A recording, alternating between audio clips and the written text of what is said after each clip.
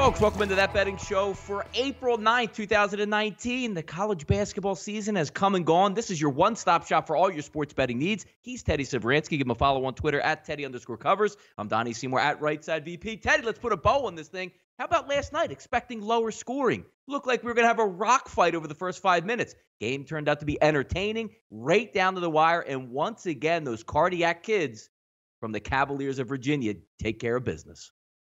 Yeah, I mean, the live in-game betting was as low as 108.5 after that slow start.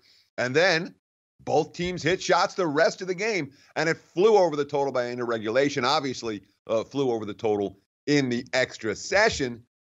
Let's give Virginia credit. I'm going to give Virginia credit. They played probably their best, no, not probably. They played their best game of the tournament last night. And it took them a while to have one, but they brought it, and it was enough to get the win. Well, that and the refs. I mean, again, how do we get away from the controversy with this stuff, Donnie, when it comes to championships? I'm baffled by it. And again, I had the wrong side. I had Texas Tech in my pocket, but up 3 in overtime, Kyle Guy slips. Oh, and Texas Tech gets called for the foul. Moretti gets called for the foul. And then Moretti's got the ball. Looks like it's a fast break the other way in a one-possession game. And the refs come in. Oh, well, maybe it tipped off his finger. Maybe it didn't. And they reverse it. And they give the ball back to Virginia. And in my mind, of the two, one's a missed foul call. It happens. But when you're going to video replay review, it has to be clear, incontrovertible evidence. I don't think it was. And that determined who I'm not saying it determined who the champion was, but it went a long way to determining who the champion was. In a one-possession game, turned into a two-possession game, and never got closer after that for Texas Tech. So I'll give Virginia all the credit in the world. Bouncing back from last year, great story. The media loves it. But I thought Texas Tech got jobbed a little bit last night. And, anyone that played Virginia probably thinking they got jobbed a little bit in the NCAA tournament. There was more than one lucky win for the Cavaliers. Yeah, 53-43 lead, Teddy. Almost seems like that's the MO of Virginia. Take that lead, and the one team that you would think would be able to hold those leads can't seem to be able to do it. But you're right. It's almost like on the one play where Kyle Guy went down, where the ref was so baffled by it, he thinks, you know what, it had to be a tripping call. But I wholeheartedly agree. I think the call was actually the right call, but the spirit of what the actual rule intended to be with instant replay is to correct the massive wrong. Because if you watch that full speed where the ball gets knocked out of bounds and Moretti, and it goes off like brushes the back of his hand, if we don't go to the replay, not a single person in this country, Teddy, would have said, oh, my God, how did they review that? Because the way the ball heads, he knocked the ball out of his hands and and the same thing happened a couple plays earlier, I believe, in regulation where the play went off, I believe, a Texas Tech player. But that's not really what the rule is for. Look at this egregious call that we're about to overturn. Nickel and diamond and scraping the back of a hand. I don't think that's what the spirit of the rule was intended for. And the question is, did it legitimately scrape the back of the hand? And you watched, we were watching the game. I was down at the Westgate Superbook here in Las Vegas with a bunch of guys, and it was a lot of fun, and the atmosphere was great, and, drinks and food and all of that kind of stuff. But there wasn't one person that sportsbook who was like, yeah, definitely, definitely. It wasn't clear, incontrovertible evidence, and that's what replay is supposed to be, especially when you're determining who's going to win the title. Come on, guys. All that being said, kudos to Virginia. They play their big three were dynamite last night, and we'll give them credit, whereas Texas Tech's best player in Culver didn't play well in any of their final 3 games, just 5 of 22 from the floor. The Red Raiders not good enough to win with another off game from their all Big 12 superstar. Yeah, with those instant replays, Teddy, I think we're also missing the point on these as well, saying it's supposed to not if the call is close, you're going to keep it one way, which I agree with they should. We can even take it back to the AFC Championship game, Teddy, the one play where Julian Edelman, the play was ruled a fumble on the field. Did it touch his thumb? Did it not touch his thumb? And they overturned the calls based on that. So if it's coming down to that, and it's not 100%, because I actually thought that it did hit his hand, but there were other views where you said, I'm not so sure about this one. I think they should have left the call the way it was on the field, but I don't think, again, just wrapping it up on this, the way these rules are coming down, if it stayed the same, they called it the same, hey, you know what, there just wasn't enough. But they're overturning calls, Teddy, based on these. Exactly, and that's the key. All right, it's not, it's not clear, we're going to leave the call as stands. It's, it's not clear, but we'll overturn it anyway. That's not a good look. Not a good look for college hoops, not a good look for the NBA, not a good look for the NFL. and not a good look for bettors. Congrats if you had the Cavs. Certainly if you had the over last night, right side winner. Hopefully some of you catch some futures on Virginia. I didn't. Teddy, talk about bad beats, bad runs. Why don't we take a look at some Major League Baseball action with the Orioles? If you're not following along, it's early in the season. We did the preview for the Baltimore Orioles. Obviously, it's not intended to be a great season for them, but something remarkable is going on. A high-priced player, Teddy, 7 years, $161 million, now in the midst of an 0-for-49 run in Major League Baseball with plate appearances. Statistically, I don't know where this factors in, actually, but this is one of the more amazing stats I've ever seen. And we're not just talking about a pitcher, Teddy, who's just going up to the plate and swinging. We're talking about a big money guy that dropped over 50 home runs not too long ago. Sure. A guy who they signed to a 7-year, $161 million deal, which was essentially the start of the downfall of the Baltimore Orioles. The organization has gone south in a hurry since they signed Chris Davis to that monster deal. But we're talking about 42 home runs compared to 402 strikeouts since signing the deal. He's hitting 185 overall, but he's 0-for-49 now. That's going to be rough because Chris Davis, he's lost it. And they got 5 more years to pay this guy. This contract looking worse by the hour, and no one's going to take that deal. Baltimore's inept front office has left them with this. My condolences, Orioles fans. Although, even backing Baltimore, you're still making money. 5-5 on the season. The O's finish 500 this year. They'll be as profitable as any team in baseball because the market's certainly not high on the Baltimore Orioles. No, anyway, they're starting out the season, especially seeing with the Yankees lineup that they had to deal with quite a few games already. A 5-5, you would have taken that and run with it. But I think the Baltimore Orioles, Teddy, the front office ownership, maybe missed the boat here. Could have saved on that money there for Chris Davis. Maybe applied to a shortstop third baseman that you had, for a few years that looks like a pretty darn good player that escaped to San Diego. But that's neither here nor there. Another late night collapse last night. Mad bum Teddy at home on the mound, staked to a 5-0 lead against those Padres. And it dissipates as the game goes on. 5th inning, 6th inning, 7th inning, 6-5 winner by the Padres here. Ouch, mad bum. Yeah. We were watching the book last night. Go, oh, look, there's another home run for San Diego. Oh, there's another home run for. Oh, my God, they took the lead. Tatis hit the 2-run shot. Myers hit the solo shot. And then, obviously, the 2-run pinch hit home run to win it for San Diego. Bumgardner, quote, what makes it more difficult is to feel as good as I did and command to be as sharp as it was and all of that. And then to get the result we did, that's what makes it hard to swallow. We should win regardless of how we're built or not. Our pitching's good enough. We've got to win those games. Bullpen, not so good last night. And the Padres, with Tatis going yard, man. The youngsters showing up for San Diego. They're a hot team right now, not a team I have any interest in standing in front of. Yeah, it should be a fun team to watch over the summer. SBRodds.com, the single best place on the internet to check those line movements here. So we're going to get into some right now, Teddy. Nobody believing in the Marlins. Opening line around 160 offshore. Balloons up to 185 earlier. Now seeing, Teddy, right on my odds board, even 190s popping up with a total of 8. Urania and Castillo. Interesting news here that just came out. Yasiel Puig, who tried to fight the entire roster of the Pittsburgh Pirates, is now suspended 2 games. But a chance for those Reds backs to wake up today. All right, recognize what's going on here. Cincinnati has 1 win on the season. They're 1-8 right now.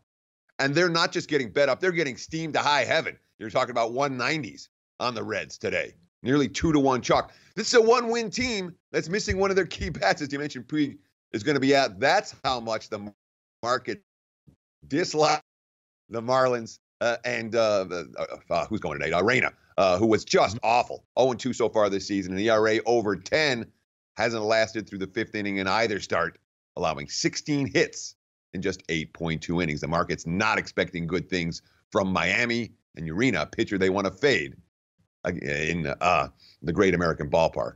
That tends to be unfavorable for pitchers like Urena who are struggling. Yeah, taking a look at Castillo there, Teddy. Some of those future numbers weighted on base average to righties and lefties, 169, 175. And then taking a look at his xFIP numbers, 2.76 and 3.70 with lefties and righties. Should be a tough day for that already hamstrung Marlins lineup today. Oakland, Teddy, means business. Opening line around the 140s right now. If we take a look right now, how about this? 175, 177 as we're currently taking a look now with a total of 9. Anderson and Means on the mound. Look, the ball is flying out of the yard at Camden Yards, Teddy. And Baltimore's got the better record right now. But the money obviously pouring in on Oakland. A's have dropped 4 in a row. they did everything wrong in yesterday's ball game. Bob Melvin, quote, I think we just got beat up a little bit in Houston and then got off to a slow start on Monday. There may have been some hangover for the bad series against the Astros. 0-4 on the road for the season for Oakland. The market's saying this isn't going to be a long-term problem. It's certainly an A's spot. And, of course, they had 11 hits last night, even though they're 0 for 8 with runners in scoring position. I'll just put it this way.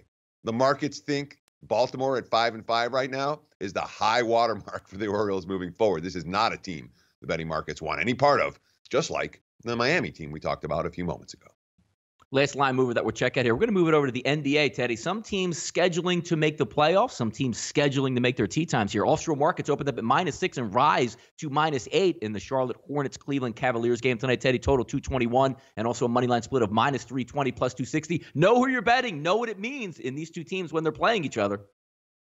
Yeah, I mean, look, Charlotte continues to stay alive as a team that looked pretty dead a week ago in that Eastern Conference playoff chase, hoping for the 8 seed. They're in a tie for the 9 seed right now. They'll battle with Miami and Detroit for the chance to get one of the 2 final seeds in the Eastern Conference. And the market's certainly pricing in the must-win for Charlotte. They're pricing in the fact that they just went to Detroit and won by 13 on Sunday.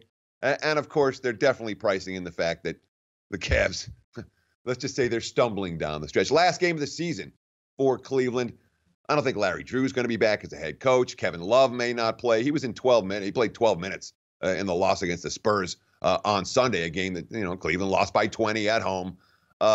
He's not healthy. Don't know if he's going to go tonight at all, but I can certainly understand the market's not being interested in backing the Cavs this evening, although you are laying a premium with Charlotte in their quote-unquote must-win game. Yeah, but Teddy, how about this? The Cleveland Cavaliers with fan appreciation night. Is that going to sway the point spread for you there? Yeah, the fan appreciation night. This is what Cleveland's done to the fans this year. Yeah.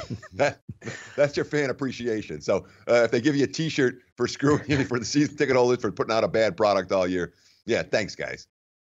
There you go, Cleveland. One last battle there. Watch what you bet. Some interesting games still left in the NBA, Teddy, especially in the Western Conference. The Thunder and the Rockets. And should I say, the red-hot Rockets enter into play. As I'm looking now, Teddy, doing the script a little bit early, was at 1.5. Now I'm seeing actually 2.5 showing up offshore in the favor of the Houston Rockets. Total 230, money line split -140, plus 120. On TV tonight, Teddy, TNT, 9:30 start, live from Chesapeake Energy Arena. The Rockets, 40-38 against the number on the season. 4-0, however, in the month of April against the number. And how about the Thunder? 40-40, Teddy, on the season against the spread. 20-20 against the spread at home. How about that? Line makers. Kudos. Now, there's a good coin flip team for you, right? Yeah. Yep. But if you found your spots with OKC, they've been hot at times this year. They've been cold at times this year. And you've been riding them on any of those streaks. That 40-40 could be nice profit for you guys. I haven't done a lot with the Rockets in recent weeks. I'll tell you what, they've won 6 straight and 20 of their last 23. They're as hot as anyone. Coming down the stretch. There's a ton of playoff positioning options for these two teams. Houston could still be 2, 3, or 4. OKC could be 6, 7, or 8. Everyone knows everyone's playing for playoff positioning. That's not a huge factor in the betting markets for tonight. Last time these two teams met in Houston, Paul George went nuts. He scored 45, and the Thunder won straight up in OT. Houston's healthy. They've been good, although Mike D'Antoni's been out. He's been dealing with a flu bug. He hasn't been around for 4 days, supposedly. Jeff Bzdelik has coached him in their last 2 contests. He is expected to be back on the bench tonight. I don't know if that matters, but this does matter to me because the Rockets in the last week, they tied the NBA record with 26 made threes against Sacramento. And then in Sunday's win over the Suns, they hit an NBA record 27 three-pointers in a game. So you have a team that's been raining threes at an unprecedented clip over the last couple games. That worries me a little bit. It really does. All that being said, Billy Donovan's playing, roster minute games right now where he's adjusting his rotations and using Raymond Felton and Patrick Patterson and Markieff Morris in different situations than he has been. Donovan, quote, in the playoffs, you get caught doing different things. And I think that's always why you want to keep your roster engaged during the course of the year. I think everybody's got to be in a position to step up. Because you're in a 7-game series, adjustments, matchups, how you're looking to play, you want to be able to rely on guys in different situations. I agree with Donovan's concept that doesn't make me excited about taking the Thunder plus the points tonight. So difficult game, as many of these are over the last couple of days of the NBA season. Teddy, something you don't see every day in Major League Baseball. Yankees and Astros round 2. Round 1 went to the Astros, but take a look at this. The New York Yankees used to paying 2-1 tickets on their side. Now almost getting 2-1, Teddy. Offshore markets opened up at 167, 175. Now sitting closer to minus 200 with a total of 8. Going to take place tonight at 8 p.m. ESPN from Minute Maid Park. Loisaga, 2.25 ERA tonight versus Cole. Cole, how about this? Hard pressed, 0-2 with a 3 ERA. This one should be an interesting one, but I just find it interesting, Teddy, whenever you can see the Yankees taking down like plus 175, something you don't see every day out there. And I could only take the Yankees at this price. I mean, I really could. The markets aren't quite as high as Loisaga, perhaps, as some people are. But I'll tell you what, the guy's got 37 strikeouts over 20.2 or 28.2 innings. He's certainly been able to fool opposing hitters. Pitched fairly well in his 2019 debut. Didn't last long, only went 4 innings. Against the Tigers, 1 hit allowed in that contest. So we did walk 3 batters. Not like Cole's been winning for the Astros. You know, he's got 19 strikeouts in 12 innings. He's given up less than a hit per inning, but Houston's 0-2 in his starts this season. And Cole taking both losses. Pitched fairly well in his only career start against the Yankees. And I'll tell you what, this Astros team certainly, 4 straight wins right now after that slow start. The bats have come alive a little bit. And the way they've done it, it's a little bit scary for opposing teams because you've seen Houston first, they erased the deficit against good relievers in Oakland and won that game on Sunday. Then yesterday, same story, 3-1 deficit. Yankees went to Britton and then they went to Ottavino.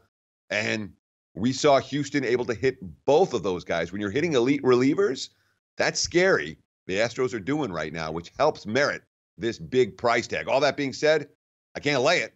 The Yankees are too good to be a plus 175 dog, even in Houston. We shifted over to the other team in the Big Apple, Teddy. Twins and the Mets kick off a series today, and the Twins now getting plus 200. Mets as high as minus 245, total of 6.5. But the price says, you know what? That's an expensive price. But if you can't get a run off the other pitcher, how valuable can that price actually be? Take a look at DeGrom, 2-0 in the season, leaving off exactly where he was, the 2018 Cy Young winner for the National League, a 2-0 mark, 0 ERA. Gibson comes to town. Oh, yeah. Nice little 9.64 ERA sporting there, Teddy. Yeah, exactly. You can understand from the starting pitching matchup alone why we're seeing this type of price tag for the New York Mets. All that being said, look, DeGrom has been, his first couple starts this year may have been better than last year when he won the Cy Young with a .170 ERA. He's given up 8 hits and 2 walks, 24 strikeouts, 13 innings. That's impressive. 3 runs or fewer in 31 straight starts. You know what the Mets' record is in those 31 starts? 13-18. Okay? You've been back in DeGrom. You've been losing your ass.